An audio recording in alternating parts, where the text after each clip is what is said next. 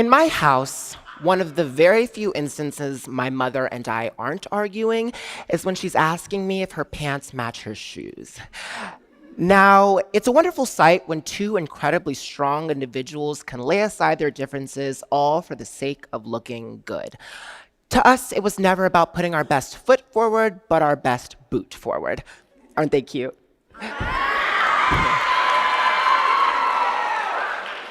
Now, this infatuation with looking good is not unique to my mother and I, but actually goes back generations. Take my great Aunt Joyce, for example. Her garage is wall to wall with racks of clothes she's accumulated over decades on the LA party scene. I mean, furs from the 70s and tulle dresses from the 80s. But nobody could compare to my great grandmother. Grain Johnson was, in every sense of the word, bougie. Never was a hair out of place, an outfit uncoordinated, none of that. Even on her deathbed, 96-year-old Grain wouldn't let anybody into her hospital room without her favorite lipstick and her good wig on. Now, these characters were really my introduction into the fashion industry, and through people like my great Aunt Joyce, who actually worked in it, my eyes were opened up to all the employment opportunities here. If you didn't know, the fashion industry employs roughly between 60 million and 75 million people worldwide. In the US, it employs 4 million people alone. Could you imagine if 4 million jobs just poof, disappeared from the economy? Though people are quick to deem it as frivolous or insignificant, it makes up 2% of our global gross domestic product and is valued at $2.4 trillion.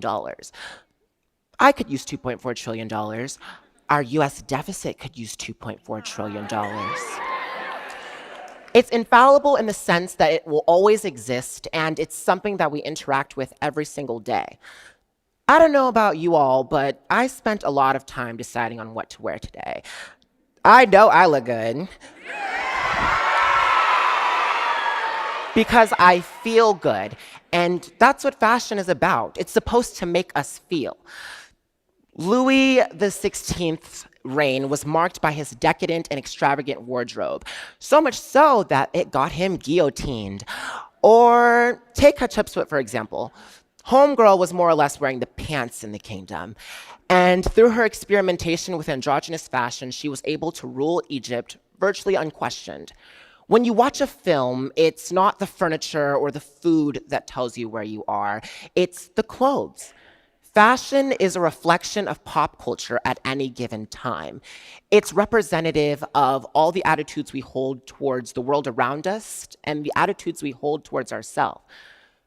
Come on, don't tell me you don't have that one outfit in your closet that when you put it on, you'd be in the mirror like, okay.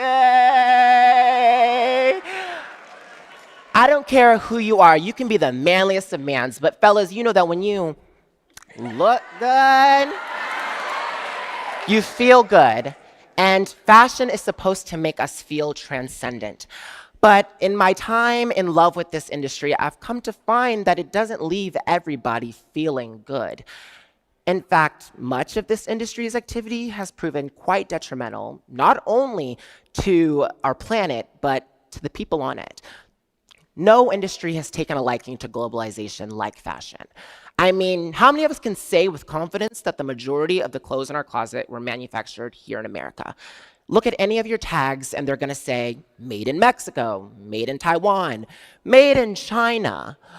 This industry is inherently reliant on the resources and labor of people abroad. But all that access has made for a host of nasty little habits. The fashion industry is the second leading polluter behind the oil industry. That t-shirt you're wearing, yeah, in its life cycle, it'll emit more greenhouse gases than all international flights and overseas shipping voyages. Corporations are virtually unregulated in the territories they call home, and they relish that fact. A really great example of this can be seen in the Citarum River in West Java, Indonesia. Recently, local community groups brought suit against a nearby textile and apparel manufacturer for dumping thousands of gallons of toxic chemicals into the nearby waterway millions depend on daily.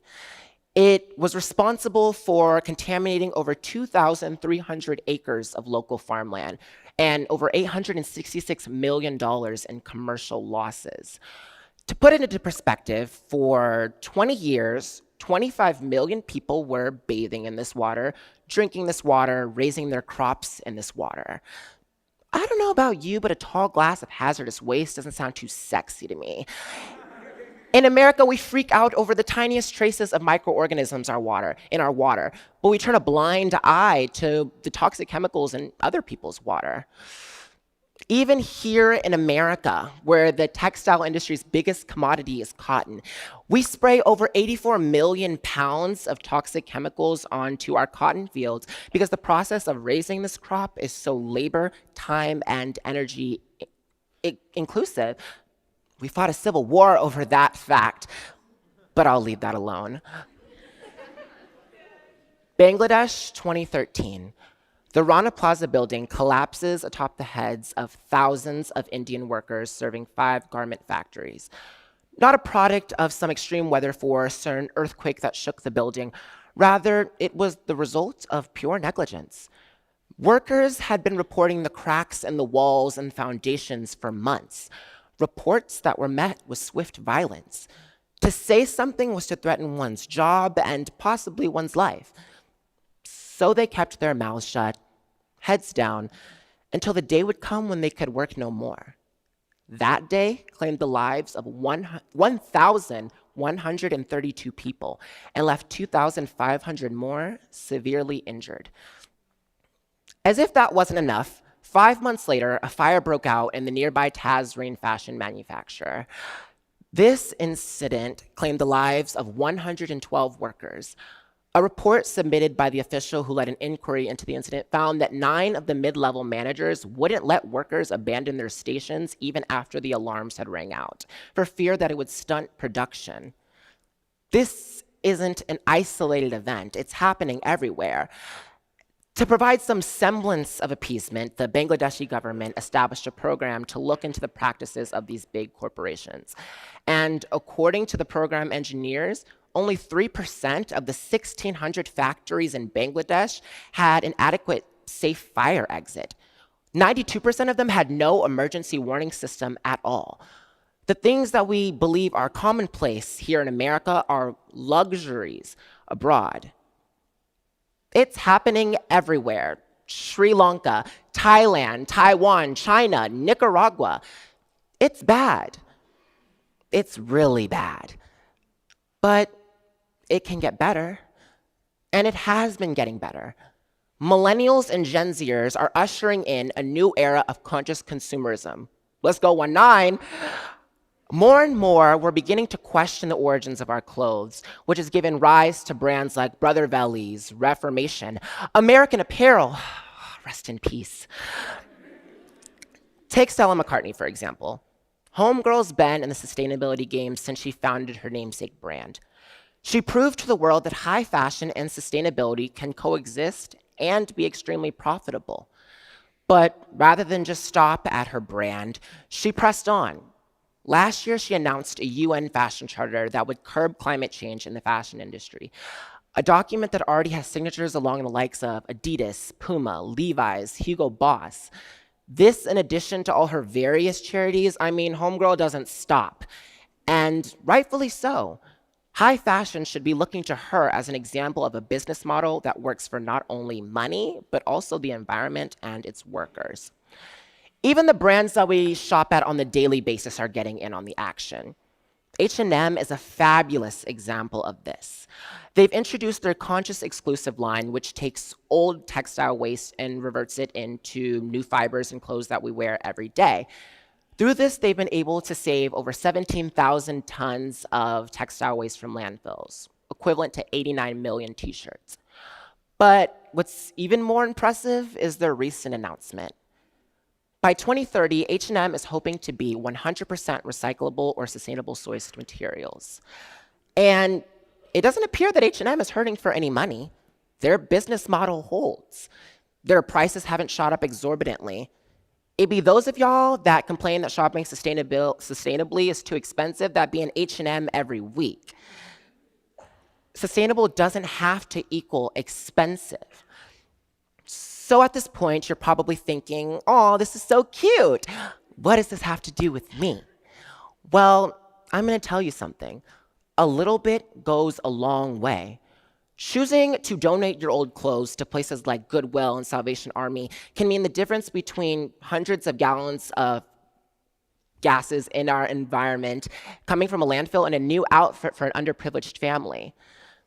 That ratty old rag that your mom wants to throw away, that t-shirt that smells like you perpetually left it in the washing machine, you can take those to textile recycling mills. There are dozens of them here in San Diego. All you have to do is look them up. If you're questioning the merits of a brand that you're shopping at, check out goodonyou.eco, a brand that rates the efficacy of brands we shop at on the daily. So the next time you grow out of your Fashion Nova jeans, don't throw them away, donate them, recycle them. We, as the consumer, hold more cards than you'd like to think. It's really up to us to demand that the brands that we shop at are treating their workers fairly, that they're managing their waste and consumption appropriately.